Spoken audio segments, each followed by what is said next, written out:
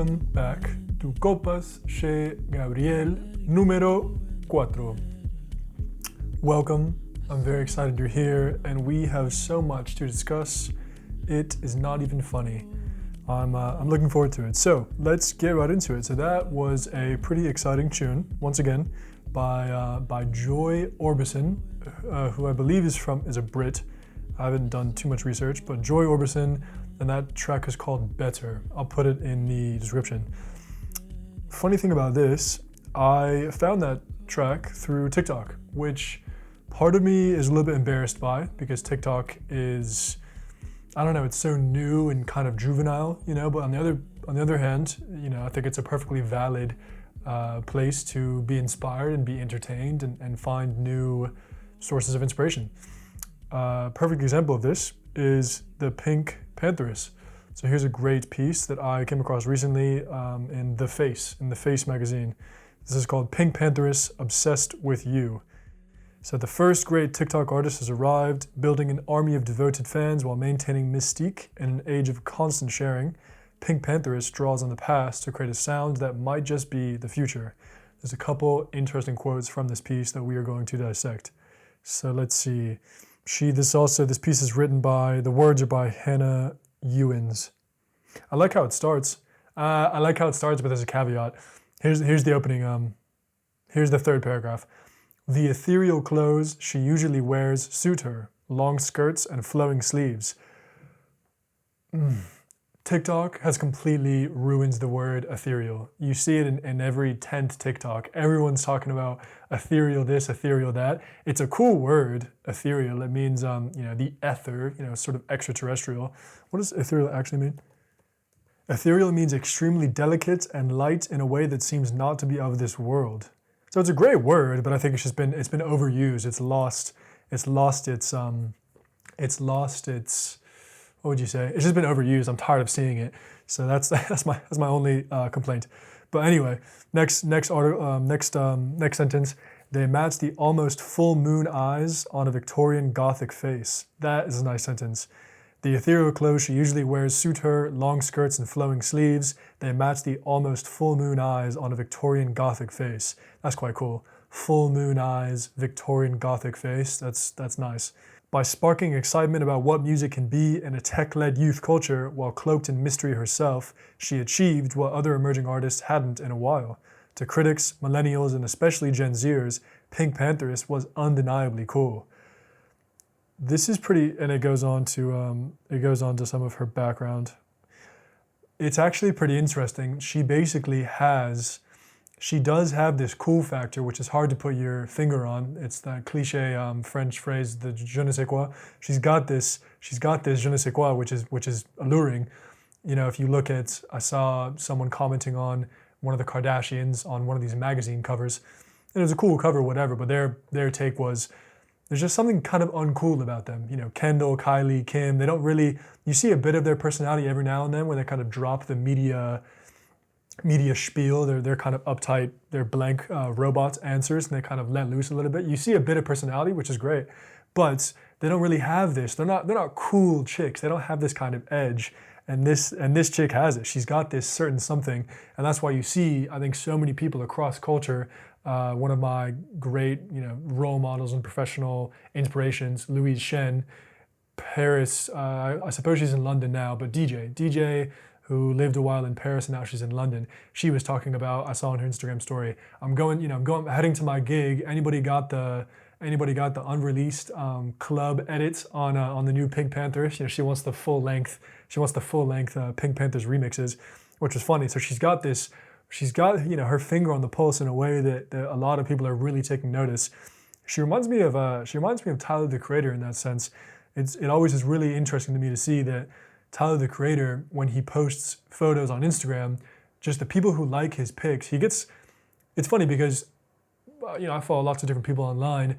Tyler the Creator, almost possibly more so than anyone else I follow, consistently gets, 20, 30 likes across my pool of people I follow. Meaning, everyone from a French art director to a Chinese actress to a Japanese artisan, all these different people to a rapper in Atlanta, all these different groups which don't really have anything which don't really have anything to do with each other, are liking his pics. He's got this, everyone, you know, lots of people really fuck with him. And she's got this certain something too. This is pretty interesting. She recognizes that her glow up was quick, she says, but I'm impatient and didn't want to wait around. I didn't want to be a developing artist. I wanted to be developed. If a 15-second snippet got a positive reaction, she'd build it out to a short piece of work and release it to SoundCloud. To her, TikTok is an excellent way to know if music is actually good. If 15 seconds doesn't capture a teenager's imagination, a full-length track never will. That's pretty interesting. I know as a guy who's sort of anti-streaming and always, you know, is really enamored with the whole record culture and vinyl and hi-fi and this kind of really sentimental and really intentional relationship that lots of people have with their music, who don't, you know, they think that Spotify's evil and they don't want to give them any money, and they go out and they always want to put money directly in people's pockets, right? Bandcamp Fridays, vinyl stores, all this kind of stuff. I do kind of turn my nose up at some of these. I think my initial reaction when I started hearing about, you know, you saw, I mean, just this take right here. TikTok is an excellent way to know if music isn't actually good. If 15 seconds doesn't capture teenagers' imagination, a full-length track never will. You can look at that two ways. One is that we as audiences, I guess my generation, is so impatient that we if a song doesn't slap immediately in the first 15, 20 seconds, right? If the beat doesn't come in, there's some joke about, you know, he comes in before the beat even comes in. You know, it's just like immediately DaBaby's rapping in your face.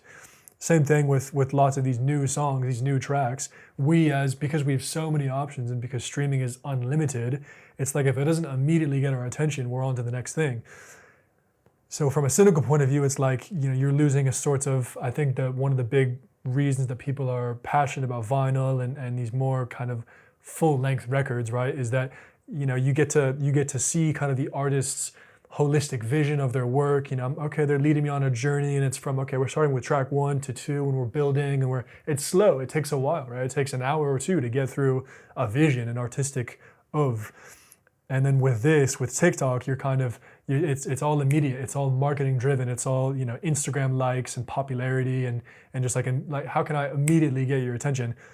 What's interesting about it is that you can almost look at it from the point of view that streaming is kind of ushering in this new era where it's cutting out all the fluff, in the sense that she's saying, if 15 seconds doesn't get anyone's attention, maybe you know, the music is trash, right? Like if 15 seconds is getting the audience's attention and 6 million people are making TikToks with this song, it's a banger. You know, she should develop it out into a full length track.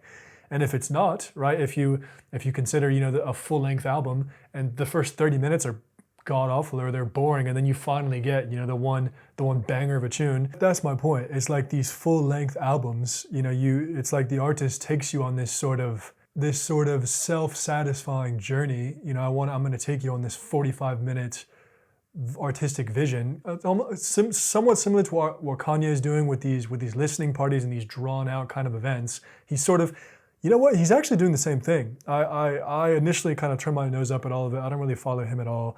But what he's kind of doing is he's assessing reactions. I initially thought that the listening parties were stupid. What he's doing is he's presenting this unfinished body of work, and he's kind of figuring out, oh, okay, the audience is they're tapped in here, they're engaged, and then here they're not, you know, maybe they're not really swaying, they're not really giving me anything, and he's kind of adapting. He's putting it out as an unfinished work, and he's going back to the studio and kind of making tweaks, or maybe building out. Maybe he takes those 3 seconds where people go crazy, and then he ditches the rest of the song and turns that into a whole album. I don't know.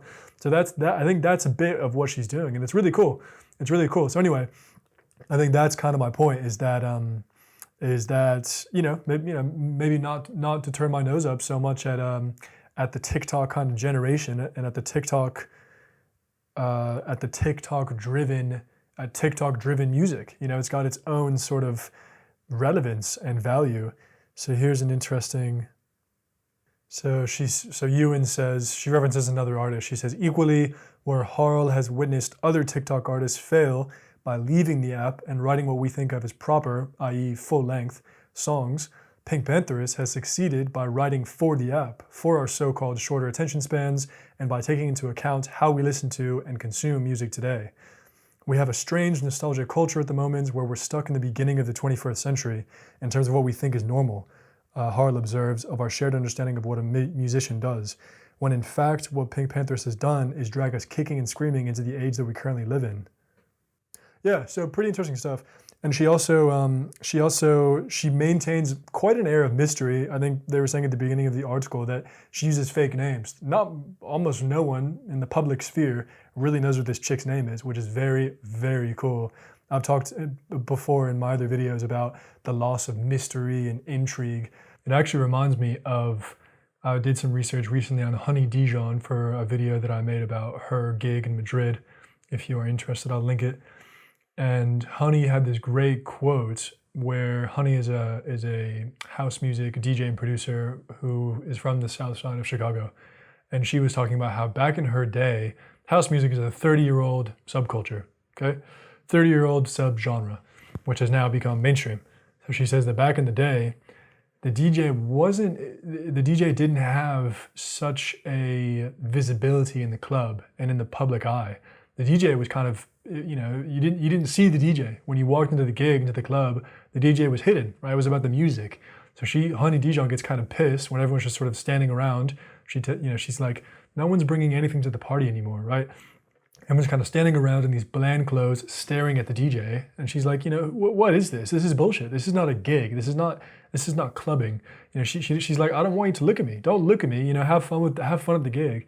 And I tried to do this at a recent gig. I went to Mundo Disco in Madrid at the Honey Dijon gig like a month ago. And I tried to kind of, I like to kind of spin around and see what the crowd is saying and see if there's any spaced out people, chewing their teeth off, spaced out on some drugs. And it's kind of, even just turning around, facing away from the DJ, people kind of, it's weird. It's weird because it's almost like turning around, facing the wrong way in an elevator. It's like no one's doing it. You know what I mean? It'd be cooler if everyone's kind of got their own circles going. And at certain gigs and some festivals, you do get these kind of dance circles, and it's not so much no one's looking at the DJ. Everyone's immersed in the moment. But this was kind of the crowd was fun. The crowd was fun, but that was my only point. So anyway, I think PinkPantheress is totally right, and she's got this mystique and this mystery, and she's taking advantage of our shorter attention spans, which might not necessarily be a bad thing. It might lead to some pretty interesting creative work. So let's keep moving here. So let's see, PinkPantheress. All right, so I came across a pretty cool little item recently, which is going to lead to some pretty interesting conversations. So this guy, Benjamin Edgar, is a designer who I believe is from Chicago. If not, he is based in Chicago. And here he has this new item, which I came across on someone's Instagram story, which he says is called a single cigarette after dinner. So this is basically it's a holder. I think it probably helps it not become stale, but it's some sort of, it's a little, what do you call this? Kind of a wallet for a cigarette. It's sort of a cigarette's, there's probably a specific word for it, but a cigarette holder, a cigarette, what would you call this? Cigarette carrying case, maybe. So here's a couple pics.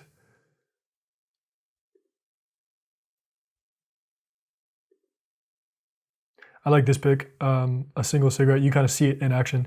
So he says, a single cigarette after dinner company, the most succinct explanation of myself/company in a single object, to be enjoyed functionally or simply as a sentiment in physical form, perhaps both. 1 part sculpture, 1 part logo of a way of thinking about product design, 1 part product. Okay, so 3 parts. Sculpture, logo of thinking about product design, and 1 part product. Milled from 316 surgical stainless steel, 316 surgical stainless steel with a knurled and threaded cap. I've never seen that word in my life, knurled. Available now, $100. So yeah, it had a pretty strong reception. You've got some interesting people here. John Buscemi, he was like, this looks cool. Yeah, so in the United States media sphere, it had a pretty strong reaction. I saw lots of people, this is super chic, I would love to get my hands on it. Stylists, journalists, menswear designers, everyone was kind of like, this is cool, I want this. So it had a pretty strong reaction, which is cool to see. And what's interesting is I've I have a couple caveats with the product itself, but we'll get to that in a second. Let me tell you about Benjamin Edgar. He actually, I've spoken with this guy.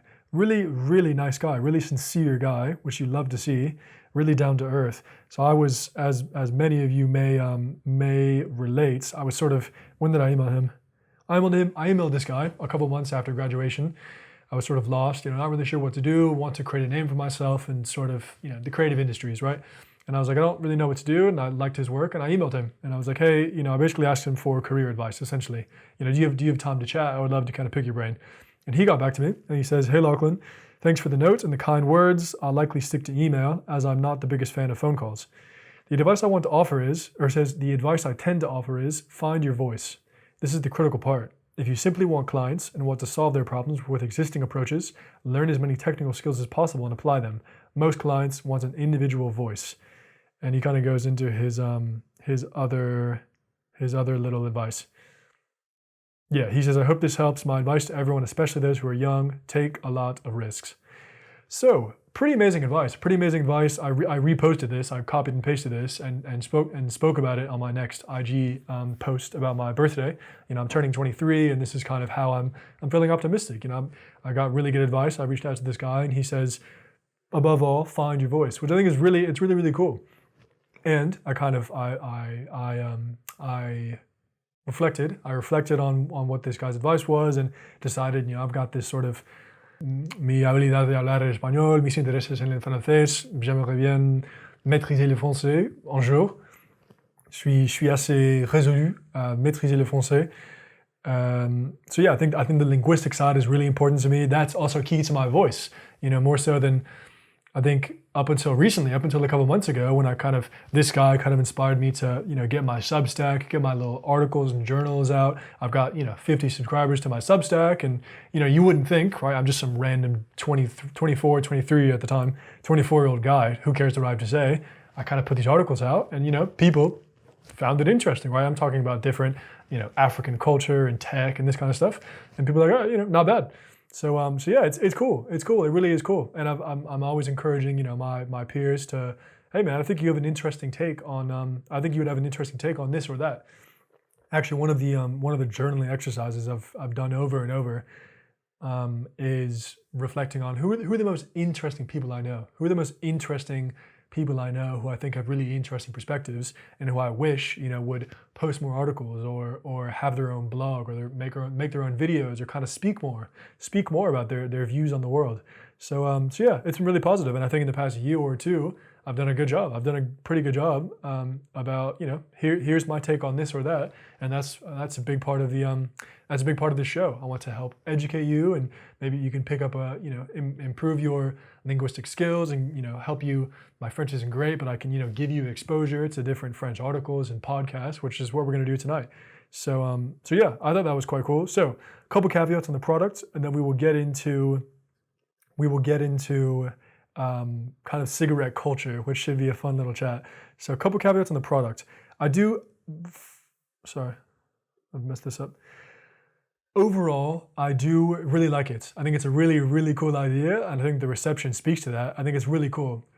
Above all, I like that it's really intentional. And what I mean by that is I've been pretty impressed. One of the cool nuances, minutia of Spanish culture, and I think this also exists in lots of Spanish-speaking cultures. When I was in Mexico, hay esta cultura de beber jugos, zumos frescos. Y en Estados Unidos no hay una cultura tan fuerte.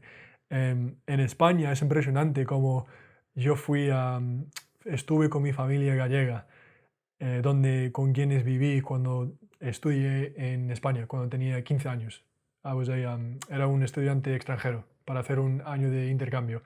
Y luego estuve con mi familia gallega, y un día estuvimos en Ribeira, en la costa gallega, y estuvimos en su piso para pasar un fin de semana en el piso, en la playa. Y bueno, fuimos de compras, y creo que mi madre compró un bolso de naranjas para el día siguiente, la mañana siguiente, para hacer zumo, para poder beber un zumo de naranja.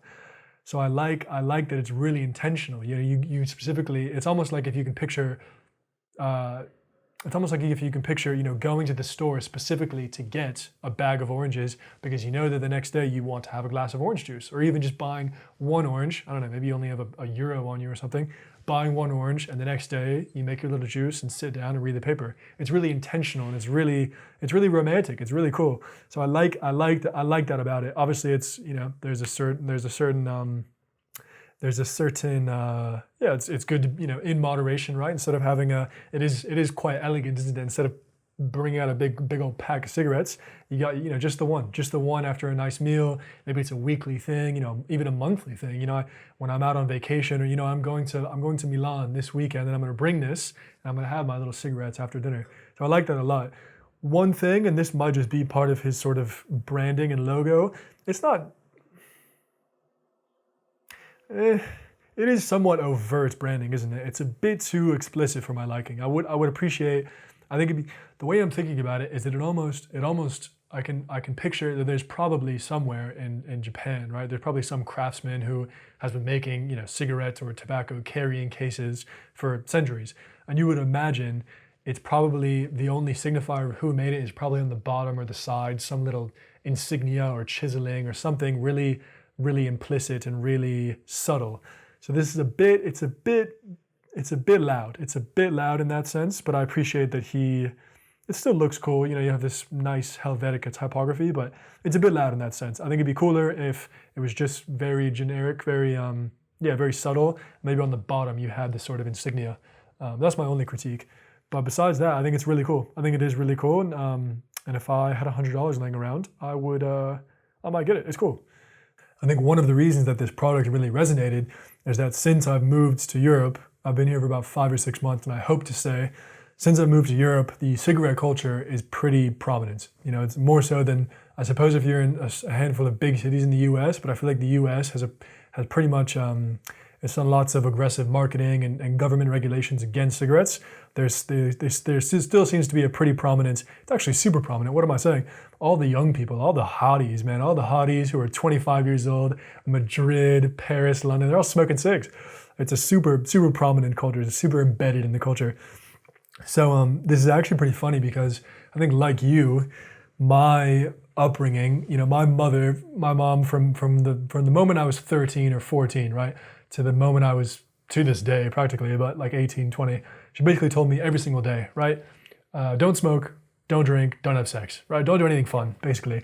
So, I felt like I was sort of a late bloomer in the social sense, didn't drink until basically university, didn't smoke till a lot later, didn't have sex until after a lot of my friends. All this is fine. Ultimately, everyone has their own sort of timeline for this stuff, but it was that was kind of my upbringing. I was sort of horrified and disgusted by drinking and smoking and all this stuff. I remember when I got to Spain, it's actually one of the most profound experiences of my life. It really is. It's one of the most meaningful experiences of my life. This one experience I had while I was in Spain. So I get to Spain llegué con 15 años. Con 15 años llegué a Galicia, ¿vale? Y luego entre mi instituto y otro instituto, no sé por qué, pero la palabra instituto me sale muy raro, me sale muy italiano, muy portugués, instituto. No es difícil decir, pero para alguna razón me sale muy raro. Bueno, instituto.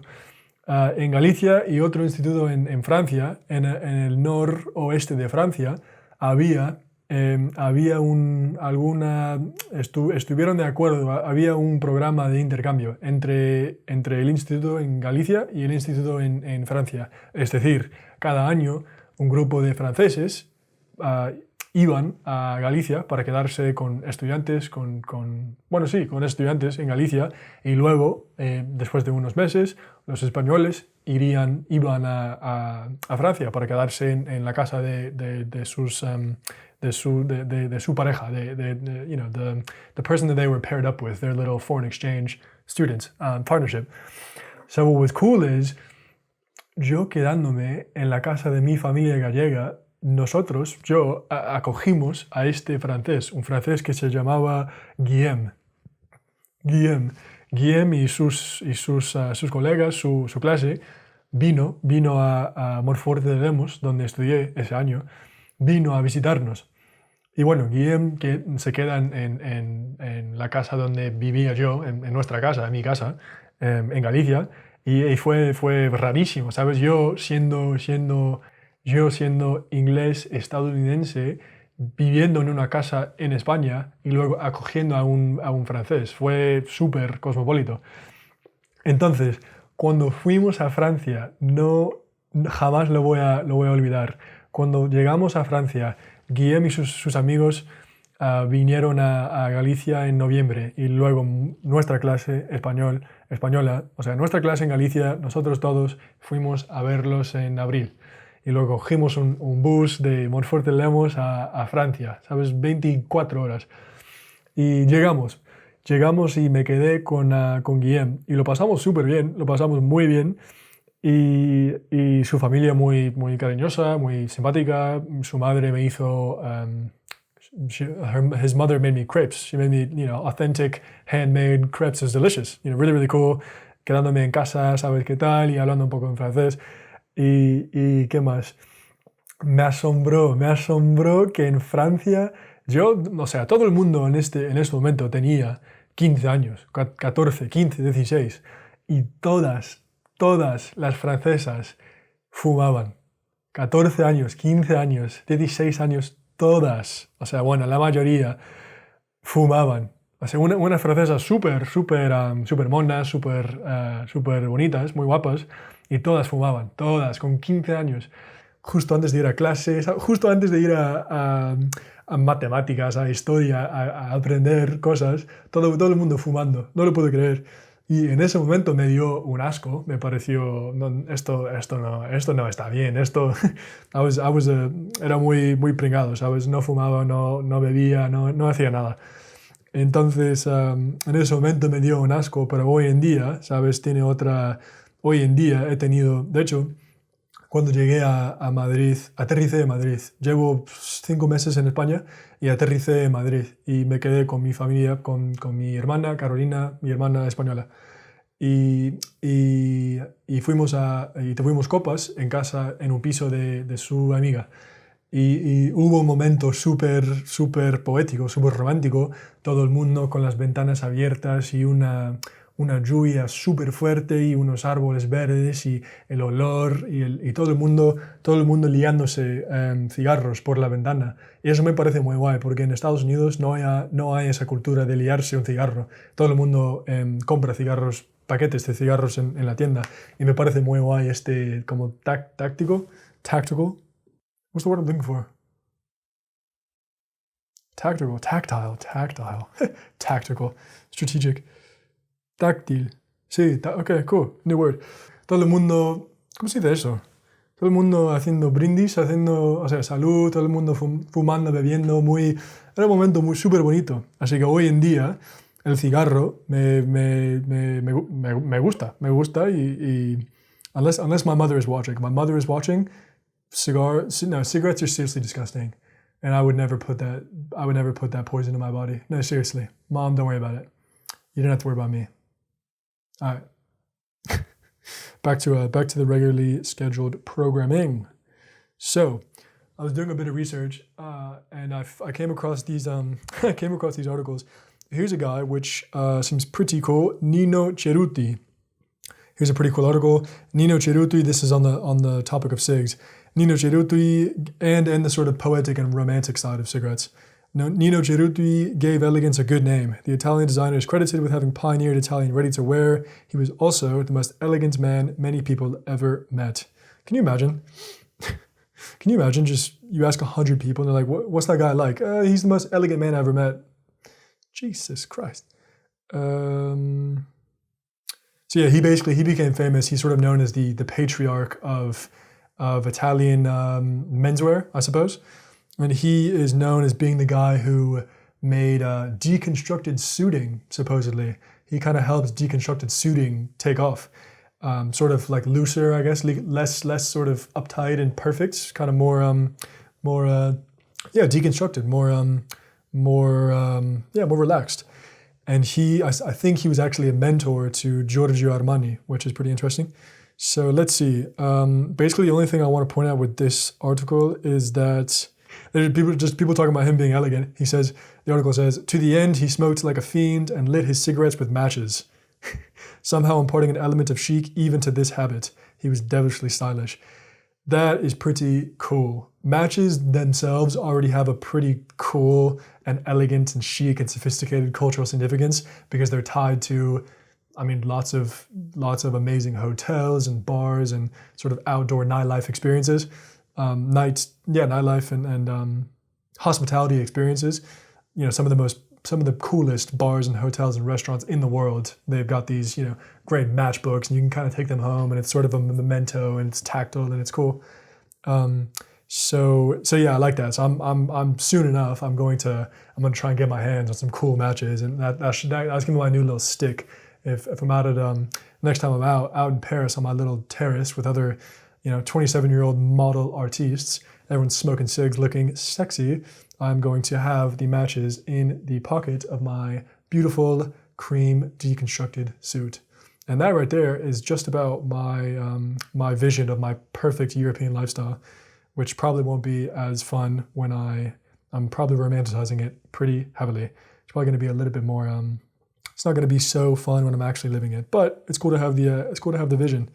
So here's a pretty great piece. Le Monde rencontre avec Nino Cerruti, le patriarch de la mode italienne. This was a pretty cool piece because we can pick up some cool vocab. So it says, this is by, c'est écrit par Clément Guy, I believe, G-H-Y-S, however you say that, Guy. À 89 ans, Nino Cerruti est l'un des derniers de sa génération à avoir connu le temps d'avant le prêt-à-porter de masse. Rencontre avec l'une des figures les plus marquantes de la mode masculine du XXe siècle. All right, it's very nice. There's actually a couple of really poetic, really nice little sentences here. I thought this is quite nice. This is them walking around the l'usine, the factory, and they're saying, personne ne l'appelle Monsieur le Président. My pronunciation is slacking here. Personne ne l'appelle Monsieur le Président. Pour la cantinière de la cafétéria qui lui resserre du tiramisu en douce, ou l'ouvrier qui le voit s'approcher des machines et caresser le tissu encore chaud, il est il seigneur Nino. That was difficult to say. Oh my god. So anyway, I do like this this juxtaposition. That's a very cool little phrase. I like that. You know, you got this, the tiramisu, which is you know, gives this nice light, sweet kind of image in your brain, on your tongue, and then he's saying, you know, around the machines you've got the still kind of the still warm fabrics. That's a really cool juxtaposition. The tiramisu and the hot textiles. That's really cool. So let's keep it kicking. Here's another little sentence here. This is a quote by Cerruti. Je suis suffisamment âgé pour avoir vu apparaître ce qui vous paraît à tous aujourd'hui banal, traditionnel, voire vieux jeu, sourit-il, le visage enveloppé de fumée de cigarettes. That is quite nice. Le visage enveloppé de fumée de cigarettes. I like that's cool. That's a cool image. That's a cool image. That's the thing. That's the thing about Cigs, man. It's got an artistic. It has an aesthetic value. It looks really. It simply looks cool. I mean, that's why. Like, part of the reason that they appear so often in films. So that's nice. You know, you can imagine the you know, his face and kind of a hand. You know, the smoke kind of inky kind of blurring his face. Really cool image. This was quite nice. This was quite nice. And you might sort of laugh and fun, and this is all sort of overly sentimental, but hey man, you know, you gotta find some little pleasures in life, don't you? Il se console avec la filature de biela. Sur son bureau, il caresse des échantillons de nouvelles matières. Lui qui adore la laine, pour des raisons familiales, mais se passionne pour le nylon ou les tissus techniques. Jusqu'à peu, il courait encore les salons professionnels, heureux de ne jamais quitter ce monde du textile qu'il trouve toujours aussi émouvant. Nous travaillons sur ce qu'il y a de plus proche de l'homme, sur ce qui touche sa peau. Nous travaillons sur ce sur ce qu'il y a de plus proche de l'homme, sur ce qui touche sa peau. That's quite nice. That's quite pretty. What is échantillon? Samples. Okay, little swatches. Not bad.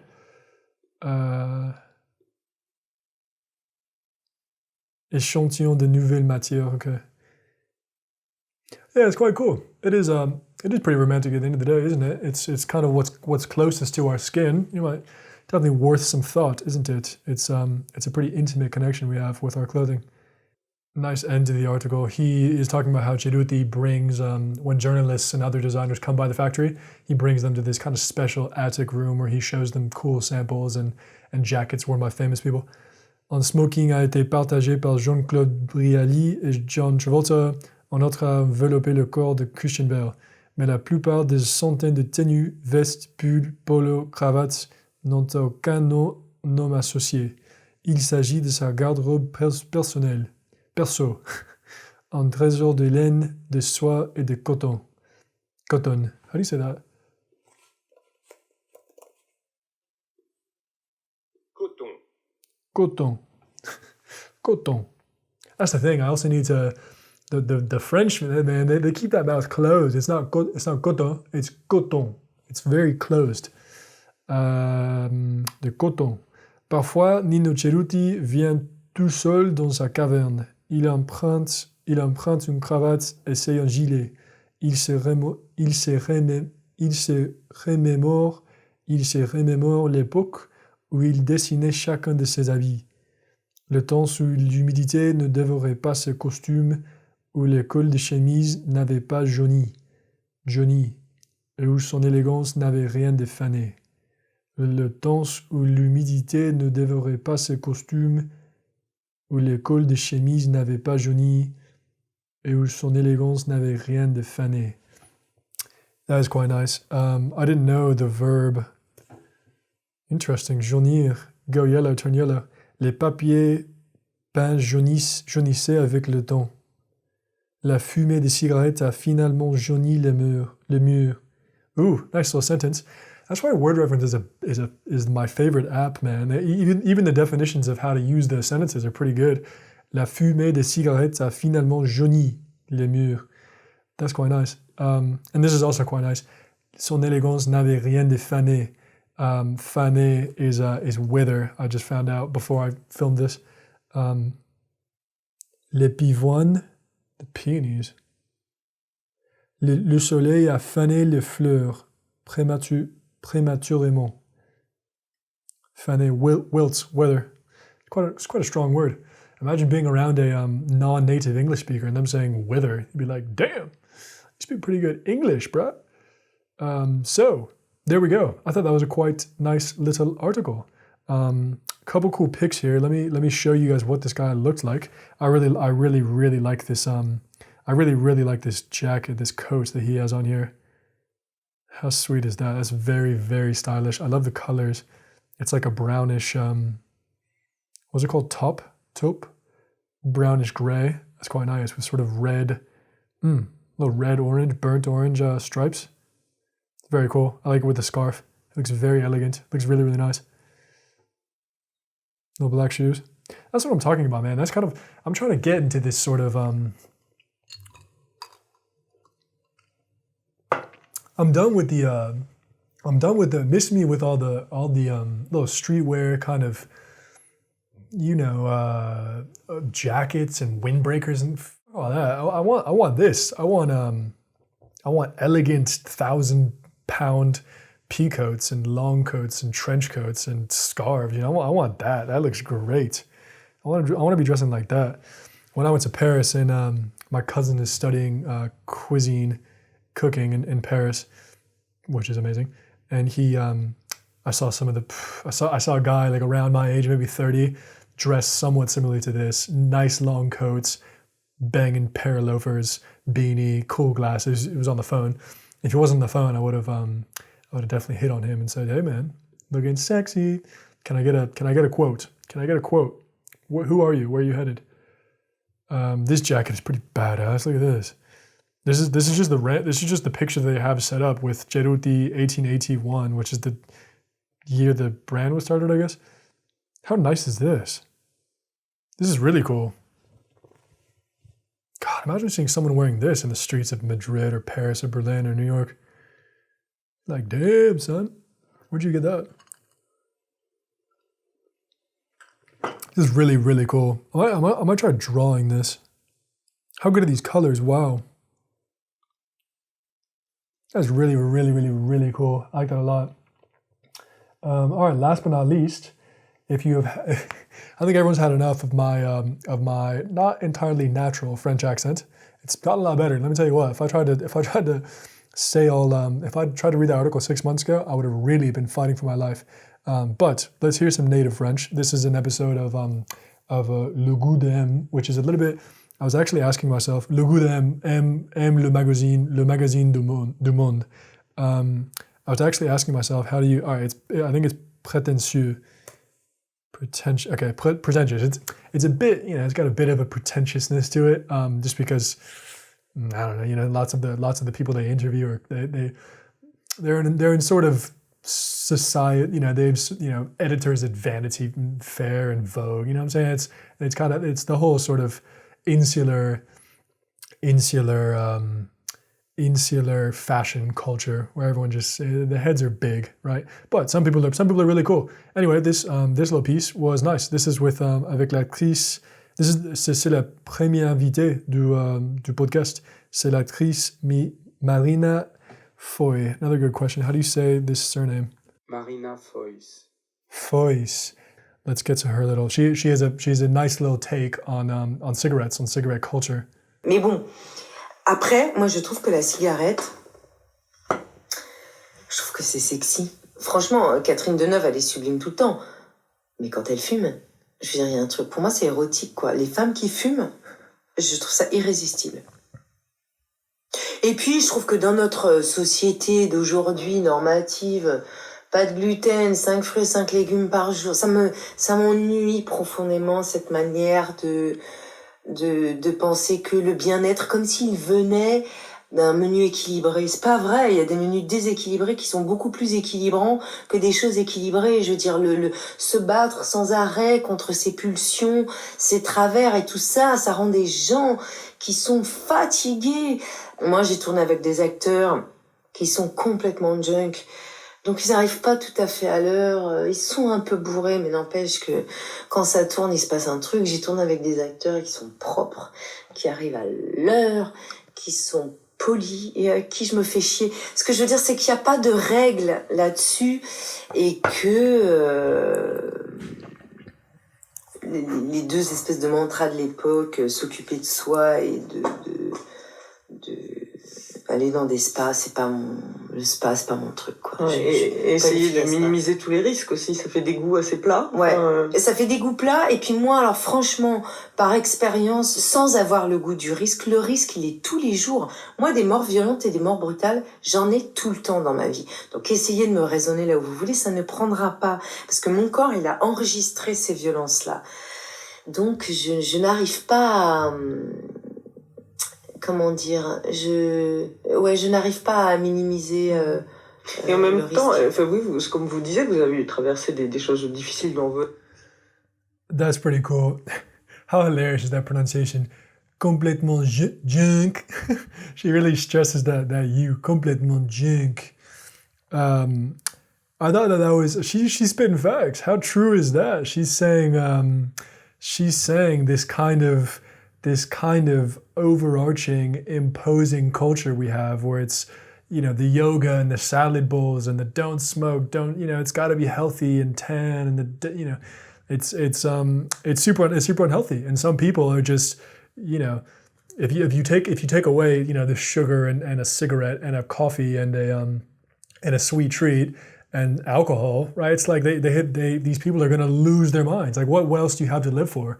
Just recently I tried to, I've had some pretty bad, my skincare regime has been pretty slack. I sort of fell off my Curology subscription, my fancy face care subscription. That probably has something to do with it. And I really wasn't doing a good job washing my face every single morning and night. So I was only doing one or the other. But anyway, I was like, maybe it's my diets. Maybe I should try cutting out sugar. So I was like, all right, you know what? I'm going to do it cold turkey. This entire month, I'm going to do no alcohol, no coffee, and no sweet treats, right? The only sweet treats would be like strawberries and yogurt or something. And I realized about 2 days after, I was like, okay. So I'm cutting out everything that makes me happy. It's like, this is insufferable. Like, let me do something. You know what I mean? Can I have a cup of tea at least? Like what? I wonder what's going to happen to my mental health if I remove everything that makes me happy. So I think that's kind of what she's alluding to, is like, in this culture we villainize and say no cigarettes, no sugar, no gluten, no nothing. It's like, all right, what's left? You know, what's left in life if I take away everything fun and delicious and the treats? So I think that was pretty cool, and that was kind of echoed in another article in the New York Times about kind of in the downtown Manhattan culture. You know, you have other people my age kind of echoing her same sentiment, where it's like, I'm tired of the mental health warriors and it has to be yoga and perfect health and this. Shut up. You know, let me have a cigarette. Let me have a cigarette. Let me have some ice cream. Let me have a pizza. You know what I mean? Let me enjoy my life, which isn't always healthy. You know, and taking unhealthy decisions sometimes is a pretty healthy way to live a life. So yeah, I thought it was really cool, and I think that's kind of what I'm talking about. I know for some more, you know, if you're a parent or kind of a more conservative person and you're sort of horrified that I'm entertaining the idea of cigarettes, you know, there are some, you know, within moderation, you know, something like this sort of Benjamin Edgar, 1 cigarette and a blue moon after a nice meal. You know, I think it's a really healthy way to live life. I really do. So that is our first, that's kind of our second big topic of the night, and I'm pretty pleased with that. I'm excited that we get to talk about everything from reading a bit of articles in English, talking about the product, and doing a bit of mi experiencia en España con mi primera impresión de los cigarros de las chicas francesas en español. Eso está bien para que practique un poco el español. Y luego a little bit of un peu de français avec l'article. It's not bad. That's kind of the idea of the show. Let's get into this next topic. I'm really, really excited about this. So this next topic, you might think I've completely lost it, but trust me, I'm doing okay mentally. I'm considering procuring my first bandana. You might be thinking, oh my God, getting a bandana in some ways, depending on how you wear it, is kind of halfway to getting a fedora. You know, or a fanny pack or a clip for your phone, or, you know, it's halfway to absolute insanity. It's halfway to sartorial insanity.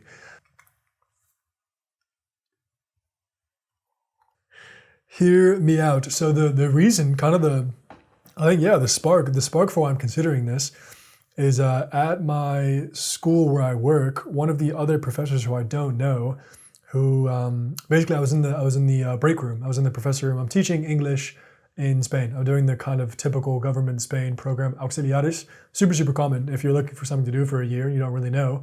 It's a good way to kill a year and improve your Spanish and to kind of figure out what your next step is. So I'm doing this program, and at this moment I was in the professor room, just chilling, you know, between classes.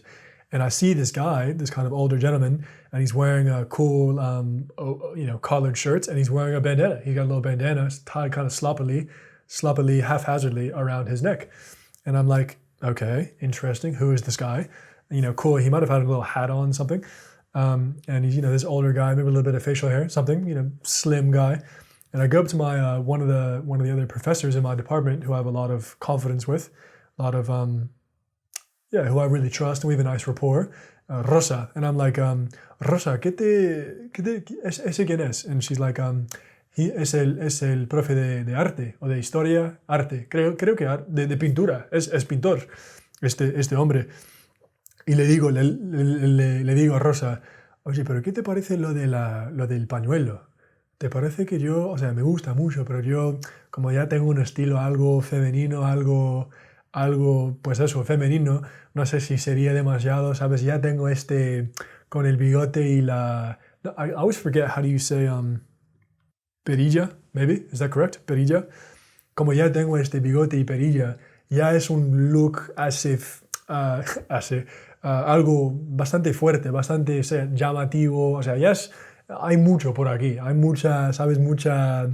It's lots of visual. There's a lot going on. There's a lot going on, right? So I'm hesitant to sort of add another, yet another sort of visual, eye-catching elements to my look. But I was talking to Rosa. Obviously, I have to reach the decision on my own. But I'm sort of asking her. I'm like, what do you think? And it's like, no. I think it'd be cool. I think you already have sort of a bohemian look. So I think it could work for you. So that was kind of the way it sparked. So then I'm looking it up, right? Because I'm hesitant. It does have. Let's get into it. We all know that it's got sort of I think it gets a bad rap. I think for probably the majority of men. I think more men can probably pull it off than they think if they're confident enough to take sort of a somewhat risky sartorial move. But for the majority of men, it probably doesn't work. So I think that's where we get into this risky area. But here's a great piece, and the reason I just got really excited is because Derek Guy wrote this piece, and Derek Guy I'm going to cover definitely in a future video. Now I definitely have to cover him because he's a good writer. And this guy's cool. I like this guy. He covers he's got this great menswear blog called Die Workwear, which has been putting up some pretty good numbers on Twitter. It's got a cool little niche in the menswear sphere, streetwear sphere. It's kind of an extension of 4pins, if you've heard of that. But anyway, great little piece here. There's an alarming number of bandana guys.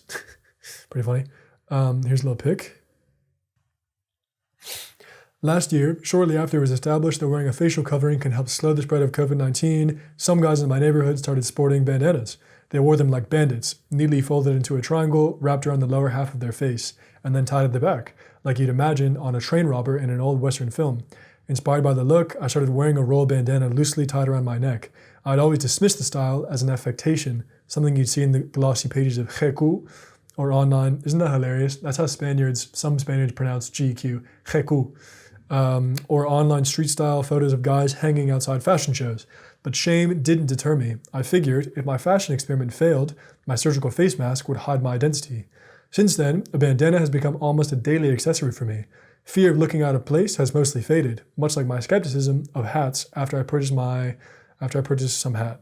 After having worn a bandana so often now, certain outfits don't look right to me without one. With a plain white shirt and vintage Lee trucker jackets, a bandana can help fill the space created by the jacket's open fronts and the shirt's flat collar. With a button-up flannel, it accentuates the neckline around an open collar. A bandana serves a similar function as menswear's most controversial accessory, the ascot. So that is where it comes into play. And I feel like as an artistic guy who has a good sense for aesthetic visuals, from arts to cinematography to whatever, typography. I've got all these really artistic interests. I feel like that is what's interesting, is he's bringing up this point of the form and the shape. He's saying that on the neckline, it kind of brings in some interesting shapes, which is great. And I'm really driven by silhouettes and form and shape and all these kind of concepts. It really speaks to me. So I think that could be really, really cool. I like how he's approaching it from an aesthetic angle. He's weaving in this kind of artistic side of things.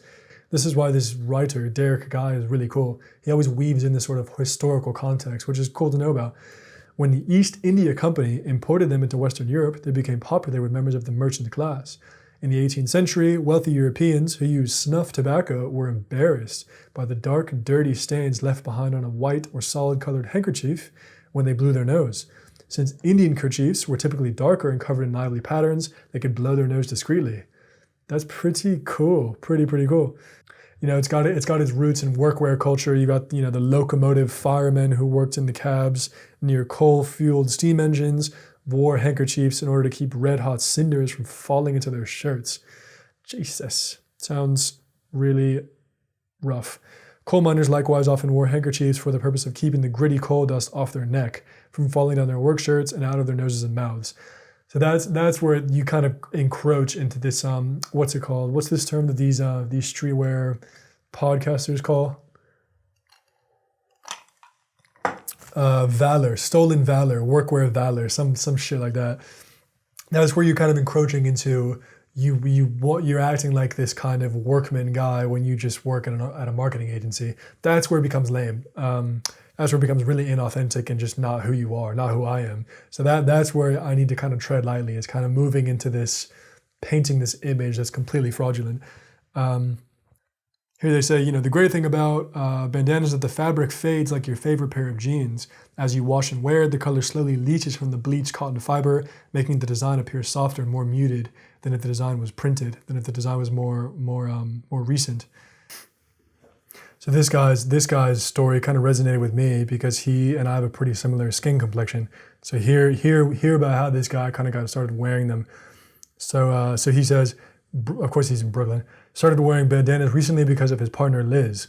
We were sitting in Brooklyn Bridge Park, drinking orange Italian sodas on an unseasonably sunny day. Very nice. Liz noticed that my pale Irish skin had become ruddled by the sun and promptly dressed me in her felt hat and bandana. I was soon affecting that I was Walt Whitman. I enjoyed the present so much that he went out and got his own 2 capital bandanas. Let's see. He says, I generally like to tuck the bandana points under my shirt or sweater collar a la Alessandro Squarzi, although my partner is pro-exposed tips. I view bandanas as both the working person's cravat and a miniature scarf. They are both flourish and pragmatic protection against the elements. So that is really cool. Let's see. There's another Philadelphia-based blogger who finds the bandanas can push an outfit towards more artsy or rugged directions. In a more rugged outfit, let's see. Here, again, another great point. A bandana tied with the points hanging down at the front of his neck gives these outfits a bit of visual interest and direction. That is what I'm talking about. Look at this fit. Oh, I mean, overall, great fit, really great fit. He's got these cool, I don't even know what these are, cool little slip-on shoes. I'm loving the way these jeans, these little twill, whatever these fabric trousers are, these are sick. They're kind of draping on him and he looks sexy. He's got these, keys hanging out, tall, nice physique. And he's got this badass, what is it? That looks like a typical Chinese or Japanese, I did an interview recently with a woman from near Shanghai. So I'm confused if this is a typically Chinese garment or Japanese. This kind of some sort of coat. It looks really cool. Again, I'm a bit torn. I think it looks cool. I really do think it looks cool. I might hide it. I might put that underneath the tee, or I might untie it. I think it's part of the fun. You kind of get to work on your own styling. You kind of get to mess with it. You got some cool little frames here. Coat's super cool. Good colors, green, blue, white. Coat's great. If you wear these items, you have to be okay with the fact that to a degree, it has an affected air. For that reason, my most worn bandanas tend to be the simplest ones and the most neutral tones. A bandana in a complementary color can be a great way to add a touch of contrast to an outfit that otherwise might feel a little plain. He's still figuring it out though. That's part of what makes style fun. So I totally agree. And it kind of goes into some different brands and different iterations. He says, try the most discreet way to wear one is by tucking it underneath the turtleneck. Depending on the fabric of your knitwear, sweaters and stuff can be a little bit itchy. So the perfect solution is to wear a bandana, made of silk or cotton. The bandana will mostly stay hidden, but will peek out at different times and angles, depending on how you wear your sweater. So I like that. It's got this certain serendipity. It's kind of peeking out and giving, it's like its own little character on your body. It's kind of, your rings don't really move around, but depending on kind of what you're doing and, with the way you're moving around, it's got this cool little flair. So this is what's cool. This is kind of how I'm thinking about this. Kind of below, kind of peeking out. He looks cool. It's kind of adding a bit of something, an edge to kind of what might be sort of a boring outfit. You got this guy here, just kind of peeking out, just adding a bit of visual interest, a little bit of visual intrigue. You see right there. Quite cool. This guy's got what I would call naked. This guy's Italian, right? He should have a beautiful Mediterranean complexion, but he's got a bit of a pinkness going on, which is what I have as well. Which is, hey baby, you got to do what you got to do with it. So yeah, I think that's cool. I like how that looks. Again, here you kind of get a bit of it. It's giving a bit of flair. You would hope that this guy isn't just some accountant. You would hope that he would have a bit of a in my free time I make ceramics in Brooklyn. You know what I mean? A bit too loud. Obviously, out of here with the smileys. That's a lame motif. I don't get why that's a lame motif. I never got that. I don't want anything that looks like a shopping bag. I don't want to keep any sort of gas station motifs and accessories away from me.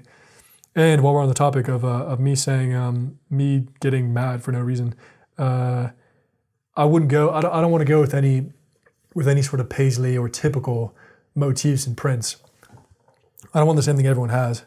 I want something kind of weird and weird, but I mean unusual, but still sort of mute and muted and toned down. But I don't want paisley. I don't want paisley, and I don't want sort of typical bandana. I don't want that. That doesn't speak to me at all. That doesn't speak to me. I want something a bit hipper and a bit more visually interesting. All right, all that being said, I thought it would be fun if we got into I went on a little bit of a liking spree. I'm actually going to kind of my timeline for this. I might get something. I want to be kind of careful with my spending right now, but I might pick something up. I'm going to a music festival in April. I'm going up to Edinburgh. My grandmother has invited me. She's flying me out there, which is super generous and amazing. I haven't seen her in long time. But yeah, very generous. And she's flying me up to Edinburgh. So I'm really, really excited. And me being such a fiend for house music, I am being a really shitty nephew and grandson, and I'm blowing all of them off. I'm blowing off the family for a full day, and I'm gonna go booze at a outdoor music festival. pretty exciting. It's a terminal festival. I'm gonna make a whole video prefacing my Edinburgh trip because Drake put out a pretty cool Edinburgh kind of scene report lookbook. So I'm going to read the report and kind of I'm excited to go to Edinburgh this weekend, blah, blah. Here's what I'm going to get up to. So let's look at my, I went on Grailed. I might want to pick up a little something for this festival. I might want to have a little something around the neck or around the head, just to give a little bit of something. Also, what's really cool is I don't even necessarily have to wear it. I've seen a really cool look too. I'll pull up some pictures. I've seen a really cool look too where you just tie it around the tote bag. You tie it around the tote, and then the tote it's got its own little outfit. It's cool. It's sweet. I like that a lot. So that's kind of what I'm saying. I'm saying it's got a certain versatility, which is amazing. I really like that. I like the bandana around the tote. It's giving a sort of flair. It's cool. So here's one. So I've got a couple likes on Grailed here, and we can kind of critique and look at. So there are lots of Issey Miyake, who is a Japanese designer, right? He was kind of famous for lots of his pleated work. Yeah, we got a couple here from Jean-Paul Gaultier, which is not bad. The thing that makes me a little bit hesitant with these is just that I don't want overt branding, and this is exactly what I don't want, right? I mean, but this sort of, I do really like the that's cool, man. I like the motif, the little print. Hell yeah, I want some little antique sort of ancient painting on the top. That's cool, man. I like the sort of, the kind of artistic, an artistic homage right around the neck, around the tote bag. That's really cool. I think this is sweet. I like the colors, the sort of green and the minty, kind of dirty, muddy green. That's cool. The lame part is around the. It's fine when it's tied around the neck or tied around the tote. I would try and hide every single logo because it's just lame. But problem is when I'm wearing it kind of fully around the neck or whatever. And that it's just look at this fucking loser who's a Jean-Paul Gaultier like stan, right? It's like whatever, man, who cares? But the colors are great. So you kind of see what direction I'm leaning with it. I would I wonder if I could cut off. I wonder if I could take off an inch. I wonder if I could cut off an inch around the entire. You're kind of losing the cool teal around the edge. Damn. Yeah, it's a shame he's completely ruined his he's completely LV motifed his entire bandana. I'm saying cool, man. I'm saying cool. Come on, baby. Check the colors. Check the colors on that. A little purple, black, gray, a little green. Check this. Imagine this tied below tied below my fit here. Check this out. This is my little birthday winter fit a couple years ago. Check that out. Check out a little bandana below. I'm not saying above. That's too affected. It's too much attention. I'm saying below, tied below. It's just peeking out. You're just giving a bit of some, got a bit of a painterly. It's cool. I'm saying super cool. My blue and my green palette, my blue, green, purple. Yeah, it's cool. That is cool. That is really nice. It gives it a certain, it gives it a certain something. So I like this. This could be a winner, actually. This could be a winner. I would never tie it like that. I would never. See, this would be cooler, man. It'd be cooler. Take the name out of it, bro. Just keep this little cool little M motif, MW, whatever this kind of zigzag line. But nobody needs to see your name. You know what I'm saying? That part's lame. That's the risk, right? You don't want it to take over the outfit. I think I was reading on this guy, Derek Guy, on his blog, and he was kind of saying how, you know, when getting your first suit, you know, kind of to be careful to not like take sort of amateur, rookie, juvenile decisions. You know, something like maybe on the inside of the coat or the buttons themselves. You know, some guys might be tempted to, I'm gonna do this crazy pattern in this print, and his kind of take was, if someone comes up to you like, oh yeah, you know, those buttons are sick. You know, the pattern inside the coat is sick. You kind of want them to be saying, oh, your entire outfit, you look great. You look amazing, right? If they're kind of singling out that kind of detail, it's kind of perplexing, but it's kind of a bad thing, because it's like your one little outfit detail is kind of taking over your entire fit, right? It's not like, wow, how elegant is that woman? How elegant is that guy? It's, oh, that's a cool button. You know, it's different. It's kind of it's a bit too it's too attention grabbing. What you're doing is the part is greater than the whole. So that's one thing that you want to be careful with the bandana. It's not like, oh, sick bandana. It's like, oh, that guy looks amazing. And you get close and you kind of appreciate how the details work in unison. So that's what I need to keep in mind. The bandana isn't the fit, isn't the star of the fit. It's sort of a complementary piece. This one, I know this kind of goes against what I'm saying because the logos here are so overt, but this one is a front runner for me. This one's a front runner because I think at the very least, I suppose I don't want to be ripping these things to shreds.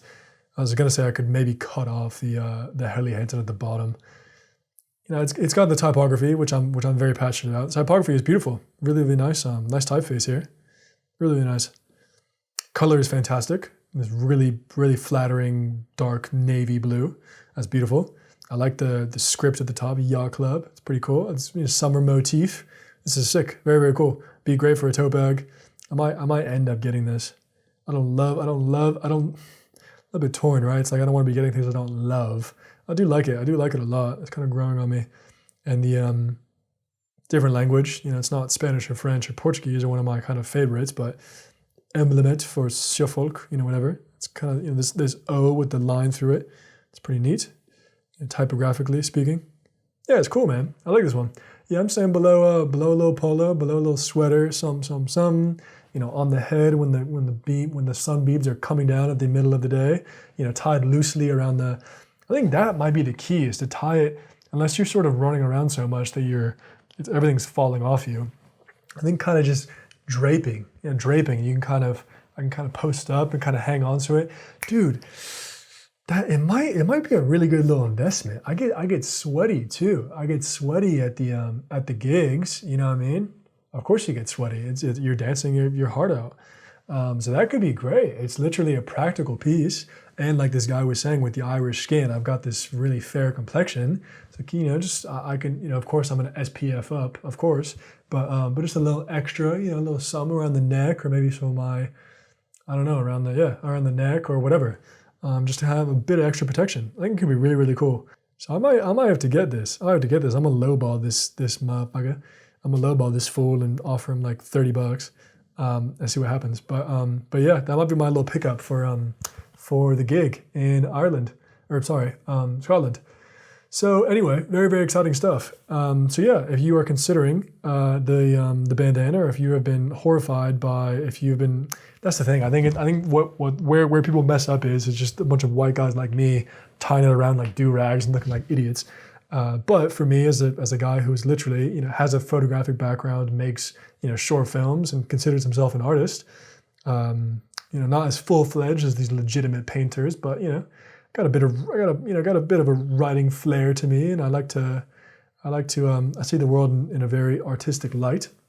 I think it works, and it ultimately comes down to me, whether I can own it and pull it off, which half the battle is just believing in yourself. So anyway, that is all I got for tonight. We have covered, we started off with PinkPantheress, we then went to Ben Edgar, we went to Nino Cerruti, we moved on to Marina Foïs, Le Goût d'Aime, and then we finished with a little expose, a little rumination on bandanas. And Derek Guy. So it's been a pleasure. It's been an absolute pleasure, and I am excited to see you in the next one. Let's get after it. Smooches, baby. Have a good night.